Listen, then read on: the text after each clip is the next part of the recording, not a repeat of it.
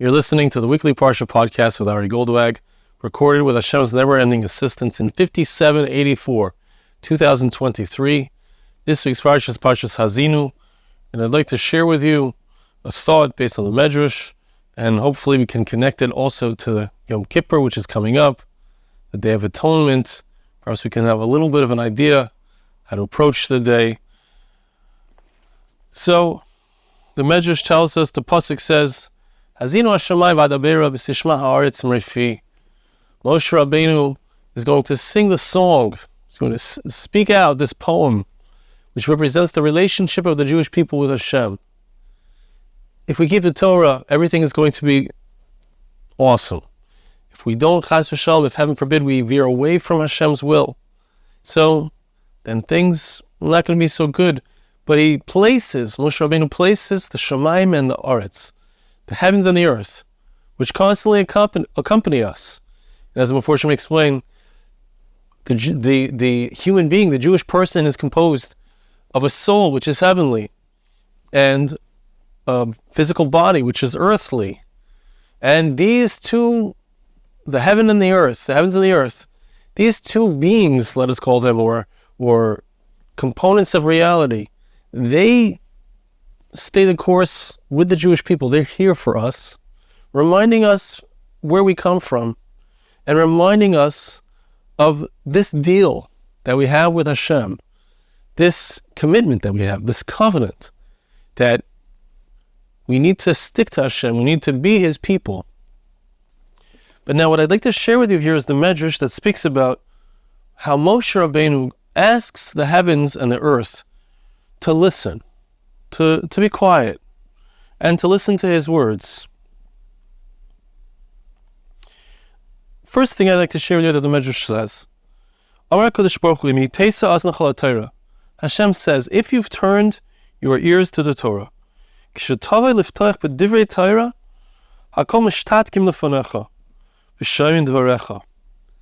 if you pause and listen, so this is a powerful, important, deep, foundational idea as to what is going on in our Parsha, what is going on in our relationship with Hashem, and what is really going on Yom Kippur as well. We need to be quiet and hear that which Hashem is commanding us through His Torah. We need to be open to the instruction. We need to be listening, right? We say, Shema Yisrael, Hashem Elokeinu, Hashem Echad. Listen, right? It's easy to talk. It's easy to state my opinion. It's easy to pass judgment on the way things are, the way they should be. Can I listen and hear, what is it that Hashem is saying to me? What is the message that Hashem wants me to get? It says the Midrash, if you listen to words of Torah, if you are able to hear that which the Torah says honestly, not place your own beliefs, your own thoughts, your own experiences onto what the Torah says, but rather actually hear and listen to that which the Torah says, the result will be that when you start to say words of Torah, when you start to share these ideas with others, when you start to speak, the wisdom will be the type of wisdom that people will be quiet and they will hear. If I can be quiet and listen, others will be quiet and listen to what I have to say. Where do we learn this from? Moshe Rabbeinu. We learn this from Moses. He spent his whole life listening to the words of Torah. 40 days and 40 nights up on Mount Sinai, but really throughout the 40 years the Jews were in the Midbar. He was constantly listening, trying to hear, what is God's will for me, for the people around me? How can I guide them properly? When Moshe Rabbeinu gets up to speak, not only are the people listening quiet because they're so, interested in what he has to say, but even the heavens and the earth, they are also quiet. There's absolute silence everywhere, and we'll see what that silence means. But there's absolute silence, and they listen. When Moshe comes to speak and tell the Jewish people and tell the heavens and the earth and call it out from every rooftop. What is Hashem's will? What does the covenant look like? What does it look like to become a servant of Hashem? What does it look like? What is the purpose of reality? Everything is silent. Everyone is silent. There's not a sound. The heavens and the earth, even though they usually make sounds, we'll find out what those sounds are, they're silent. And what that really means is that the spiritual realms, because that's the heavens, as we said, the physical realms, that's the earth, everything is silent. What does silence mean? If I'm talking to you and you're silent, it means that, in a certain sense, you're subservient. Shema Yisrael Hashem Echad, again, means that we're not talking in our relationship with Hashem. We're just listening to that which God says. Listen, O people of Israel. Hashem, our God, Hashem is one. Whatever His will is what we're supposed to seek to do. Everyone is silent. The spiritual realms, the physical realms. Okay, so that's what the Midrash says. And the next part of the Midrash is extremely important, but I want to preface it with a question. When you say the Torah, you're saying a spiritual truth. You're saying something deep. You're saying God's will. But we could ask, for example, in the Torah it says, trust in Hashem, things are going to be good.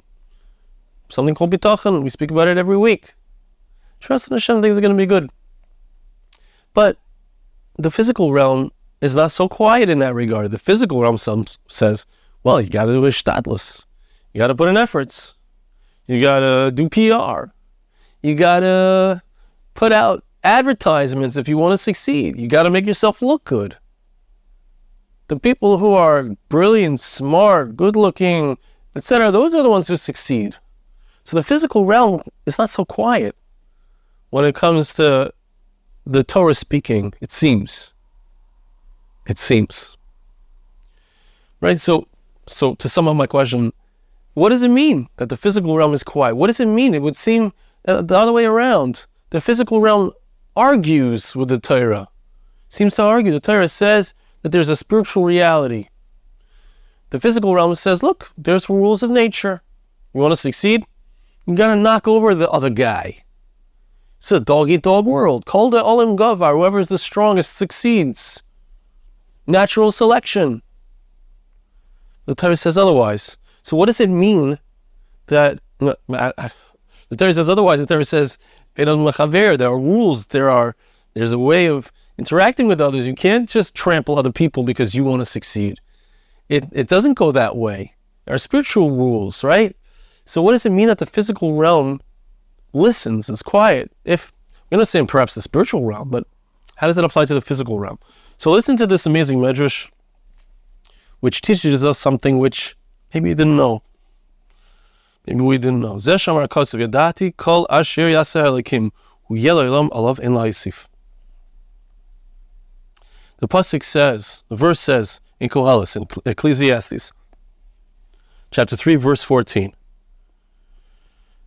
Hashem says, I know, or maybe King Solomon more accurately says, I know all that God made. It will be forever.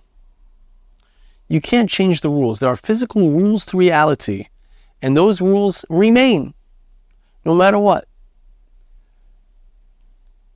But the pasuk ends off, and I don't have the end of the pasuk here,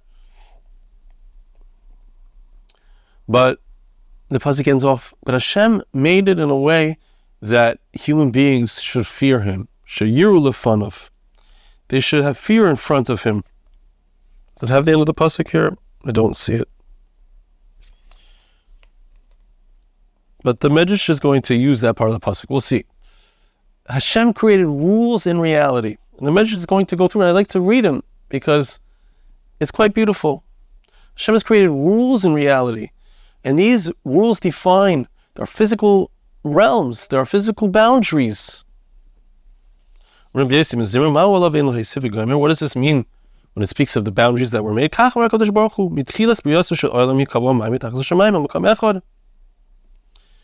We find that the pasuk tells us that when Hashem created the water, he created the earth. So he brought the water into one location. He spread back the water so that the earth should appear. There are boundaries, right? Look at a globe. Look at a map. See, there are places where the water, most of the earth is covered with water. So there are places where the land is that which is dominant. And each place has its boundary. Sometimes the boundaries are pushed. There's a typhoon. There's a tornado. There are all kinds of things that push the boundaries, but for the most part, 99.9% of the time, the boundaries are clear-cut. Now, we find that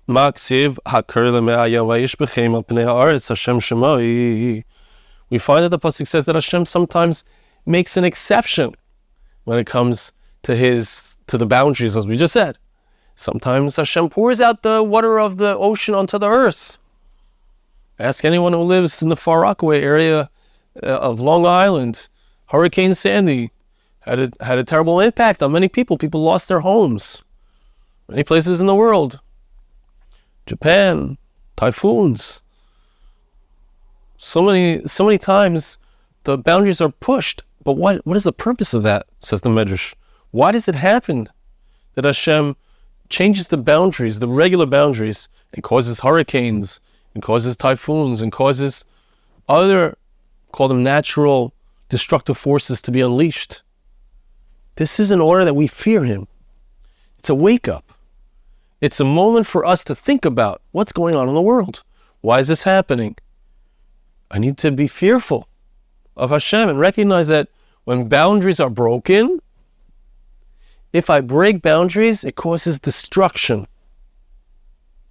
So, in the first sense, when boundaries are broken, destruction is the result. And that's true on a physical level. And just like Moshe Rabbeinu, when he says, Haazinu-Yom, there's a parallel between the heavens and the earth. So too when it comes to physical things, there are physical realities that are paralleled in spiritual realities. So there are spiritual boundaries. When we break the spiritual boundaries, which are defined by the Torah, what are the mitzvahs, what are the commandments? If we break those spiritual boundaries, just like we understand in the physical realm, when the boundaries are broken, it can cause destruction and mayhem, so too that's true when it comes to spiritual realities. So these things, these destructive forces that are unleashed, are there for us to be misbundant, to contemplate and recognize something has gone awry. And why has it gone awry? Because we have done something wrong. When things go wrong in the world, when, let's say, even nations start to war with each other, Russia invades Ukraine, it means it's not respecting another boundary. But that's a physical reality reflecting a spiritual reality, that we don't have good boundaries. We don't respect each other's boundaries. We don't respect the Torah's boundaries. And the physical reality is a manifestation of the spiritual reality. But now the Midrash says something deeper and incredible. Actually, before the deeper incredible thing, but this idea that you can have a typhoon or a hurricane or something that can come and push the boundaries. I was recently walking along the shore of the seashore, and they had built up a massive amount of sand on the side, a sandbar, in order to stop the water, if there is a hurricane, from entering into the inhabited areas. Excuse me. What's the purpose of this? It's a mashal. Medina Shemar Melech. You have an analogy to a particular part of the country that has rebelled against its king. What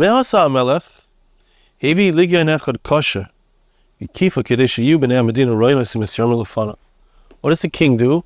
The king takes a legion of his army, the toughest legion of his army. The Russians take the Wagner group, the most bloodthirsty, evil. They have no fear. And the king takes that group and he surrounds the Medina. He surrounds this wayward part of the country with these people so that they're afraid. They're afraid for their lives. and they get a wake-up call. The other day I got a ticket, parked in an illegal spot. Actually, I parked in an illegal spot without paying for the parking. You got to pay for that. It gives you a shake-up. Hey, I got a ticket. I got caught.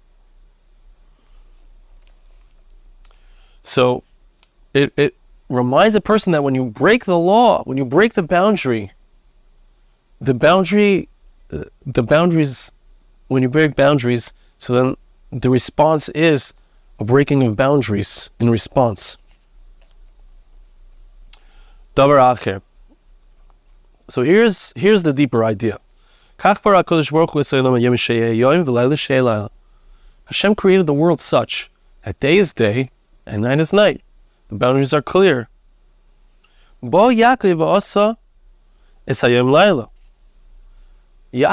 Jacob came, and he caused the day to become night, meaning it became night before it was supposed to be night.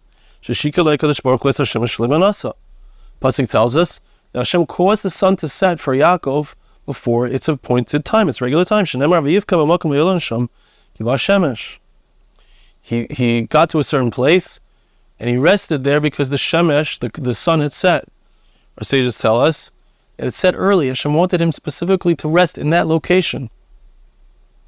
That's where he had his dream of the ladder with the angels.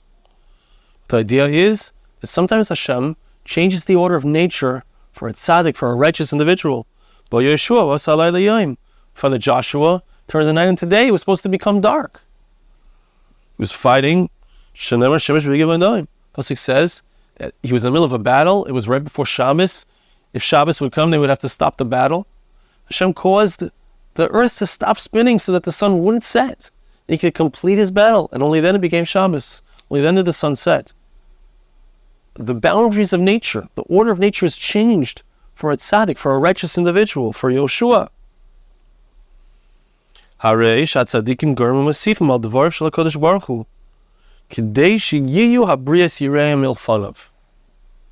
The Midrash says something amazing.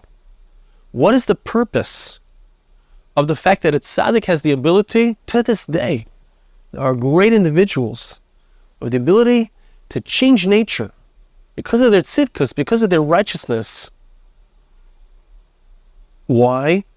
Why does Hashem allow that? Someone is sick. Someone is about to pass away. They go to a tzaddik, they go to a righteous individual, and the tzaddik gives them a blessing. Things change. Things turn around. How could it be? That person was really destined not to make it. But they went to a tzaddik and things changed because of that? How could it be? What's the pshat? How does that happen? Look in the stories that we'll bring here. I'm not going to read all of them. It brings the story of Elisha Navi, brought the dead back to life. Eliyahu Navi, Elijah the prophet, brought the dead back to life. How can you do that? How can you make a miracle like that? The answer is that Hashem wants you to know that a tzaddik, somehow, if you know that a tzaddik can change the laws of nature, it causes us to fear Hashem. Just like when the docks overflow, when the dock breaks and the water comes in, people are afraid. They're running for their lives. They're scared for their lives. It wakes a person up. So too, when we see a tzaddik perform a miracle, Yoshua causes, he prays, he asks Hashem, I need to finish this battle. The sun stands still. Doesn't set. It causes us to fear. What does this mean? And how does it relate to our Parsha? And how does it relate to Yom Kippur? So, I'm not going to read through all of these, but it finishes off by telling us that Moshe Rabbeinu did a similar thing. He caused the natural boundaries. He broke those boundaries. Sometimes the boundaries are broken in a negative way, right? When we don't do Hashem's will. But what we see with the tzaddik is that he breaks them in a positive way. He bends the boundaries to prove that when you do what's right, when you do Hashem's will, so then you have supernatural power, and This is really important to understand, but I'd like to read this inside. What does that mean, and why is it so important? He changed the boundaries. The heavens became, there was a boundary about the heavens. Human beings are not supposed to go up to the heavens, not while they're alive. And Hashem, God, his spiritual essence exists in the upper realms. It doesn't come down to the earth, except in certain circumstances. But Moshe Rabbeinu was able to reverse this. It says that when Moshe received the Torah, right, that's the context, important to understand. When it comes to Torah, when it comes to hearing the Torah, it reverses everything.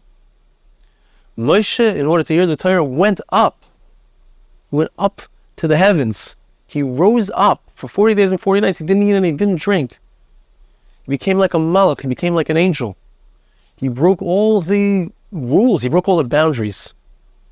And Hashem came down. Hashem came down onto Har Sinai. Hashem al Har Sinai, the pasuk says, even though the physical realm doesn't ordinarily reveal Hashem, of course Hashem fills Malach ha'aretz kevoda. Hashem is the life force of reality is Hashem, but it's not evident. At Har Sinai, Mount Sinai, Hashem revealed himself. He was evident in the world. Through whom? Who was the messenger Hashem used to allow this, to bring it about? It was Moshe Rabbeinu, it was Moses. So we see that it's Tzadik. And what is it, Tzadik?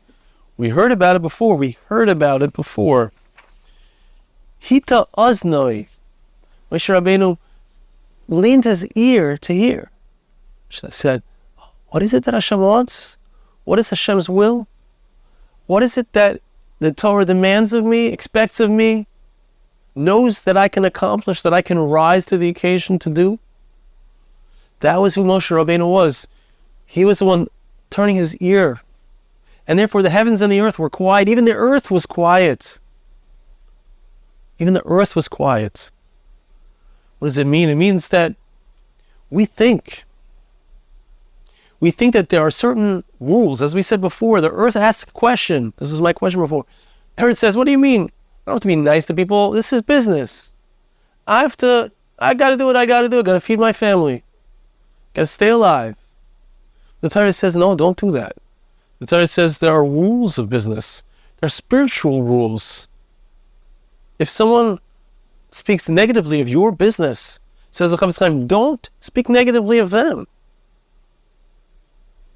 Keep it quiet. If you contain yourself and do what the Torah says, which is do not speak lashon hara, don't speak negatively of others, you can have bitachon, you can be assured, you can be confident. Hashem will take care of you. You won't lose anything by doing what's right. What does that mean? Hey, the Tzadik, he's not a big, strong guy. He doesn't run through and smash everyone around him and win the game of life. All the way around, the Tzadik is this, he sits and he studies. He turns his ear to listen. He doesn't act like a bull coming through with his opinion and winning the game. So he should lose. The Tzadik should lose the game of life. The Torah tells us that who wrote the game of life? Who made the boundaries? It seems like there are certain boundaries and certain ways of winning. The Torah says that Tzadik wins. The Tzadik wins. Why? Because HaKadosh Baruch Hu, who created reality, created the boundaries, created the rules. And Hashem is the very same one who commanded the Torah and says, whoever plays by these rules, when you play by the spiritual rules, so then the physical reality bends to the spiritual reality. The boundaries of the physical world are pushed. When you act l'mala min hateva, when you act in a way which is spiritual, something which is hard, you're mavater, you give up to somebody else. You apologize, even though the other person did what's wrong. And you find something that you did wrong yourself. When you do that, so you've pushed the boundaries in a good way. You become the Tzadik. And when you've become the Tzadik, so you learn to fear Hashem. When we see that a Tzadik does what's right, and things work out better for him because of it, it reminds us to fear Hashem. It reminds us, just like the devastating situation that occurs somewhere in the world can remind us to fear Hashem. When someone does what's right and they succeed because of it, it reminds us that the truth of what the truth is. That the truth is that the Torah is the truth. The way of God is the truth. And we need to fear Hashem. We need to try to do what's right. And if we do what's right, ultimately, things are going to be good for us. It may not happen. We may not get as famous, or seemingly we may not get as famous as the guy who did the great PR. But it's going to happen somehow else. It's going to happen in a supernatural way. We won't even understand it. But it's going to happen. We're going to be successful. Just like the Tzadik has special siyata d'shmaya, special help. Yom Kippur, we talk about Mashiach. The same pachtecha. Al kol ma shebarasa, give your fear, place your fear upon all that you have created. Bring a recognition to the whole world that you, Hashem, have created them. What is it talking about? It's talking about Mashiach. It's talking about a future era. What does that have to do with us? The answer is, that has everything to do with us, because we need to listen. When Mashiach comes, there won't be such a Yetzer Hara. People will not have an evil inclination. They'll be able to hear Hashem's will naturally. But it's possible to enter that state now. It's possible. We can say Hashem, and that's what the shofar does. The shofar brings us up in front of the Kisei Kavod, in front of the holy throne, but it transports that future time to us. We can access a time when Hashem is king. All it requires is a bit of silence. Be quiet. He tastes azna Torah. If you turned your ear to listen to that which the Torah has to say, what's the result going to be? Others around will listen. And it's not so natural, because people don't listen to the quiet guy. But they will listen, because it will be supernatural. It will be in an unnatural way that everyone around will want to listen. Just like the Tzadik, supernatural things happen for him. The laws of nature are broken for him. That's what it's going to be in the future, the Messianic age. And we want to draw that into our present. That's what Yom Kippur is about. That's what Rosh Hashanah is about. And how do we do that? By listening. Hey, did I keep the Torah as well as I could have this year? What can I do better? How can I change? How can I listen better? How can I limit my ego a little more? How can I be a little quieter and a little more receptive to God's will? How can I be a little bit more of a tzaddik? And how can I let Hashem's voice into my life? And hey, comes along with it that things change in a good way, in a supernatural way. How can I access that? That's what I'd like to think about. I offer for you to think about. I want to bless you, and I ask you to bless me. Hashem should help us, that we should be able to listen and hear and see miracles. Have a great Shabbos, Gemar Chasim Yoteva, a beautiful Yom Kippur. This podcast was made possible through the gracious donations of listeners like you. For more podcasts like this, please visit www.arigoldwag.com or search on iTunes Ari Goldwag.